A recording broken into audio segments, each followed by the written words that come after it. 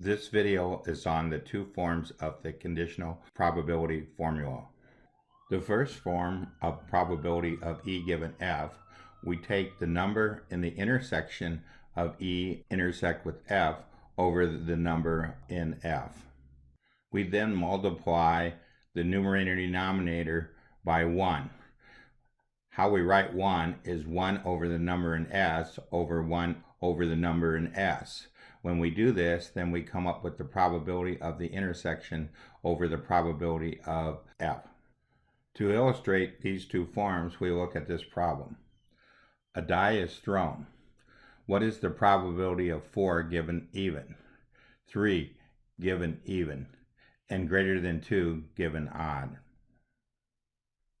We look at these three set diagrams to help us with this problem. The problem 4 given even is an example where 4 is a subset. We look at the counting and the probability formulas for solving this particular problem.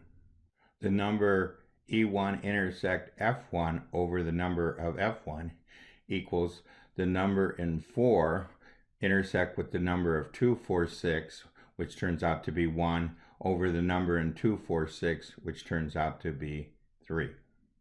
Using probability, we have E1 intersect with F1 over the probability F1. The probability of 4 intersect with the probability of 2, 4, and 6 is just 1 over 6 for the die.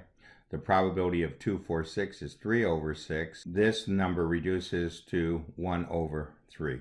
The probability of 3 given even is where the two events E2 and F2 are disjoint. Here we need to calculate the number in E2 intersect with F2 over the number in F2.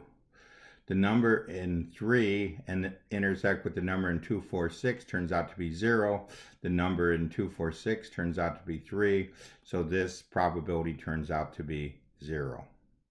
Using probability, we have the probability of E2 intersect with F2 over the probability of F2. The probability of 3 intersect with the probability of 2, 4, 6 is 0 over 6 for the die. The probability of 2, 4, 6 is 3 over 6. This reduces to 0 over 3, which comes out to be 0.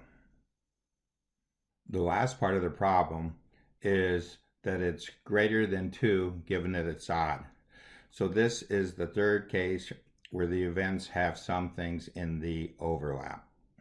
Using the number formula, we have the number in E3 intersect with F3 over the number in F3. So we have the number in 3, 4, 5, and 6 intersect with the number in 1, 3, and 5. So this is 2 items. The number in 1, 3, and 5 is 3 items. So the answer turns out to be 2/3. Our final calculation is the probability of E3 intersect with F3 over the probability of F3. Here we have the probability of 3, 4, 5, and 6 intersect with the probability of 1, 3, and 5. So this turns out to be 2 over 6. The probability of 1, 3, and 5. So this turns out to be 3 over 6. This reduces to 2 over 3.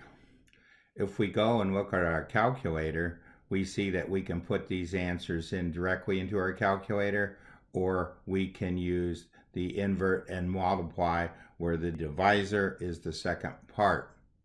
When we do this, we want to use the divide key for the fraction, but for the second part of our problem, we want to use the template key and use the divide template. This ends our video on conditional probability formulas.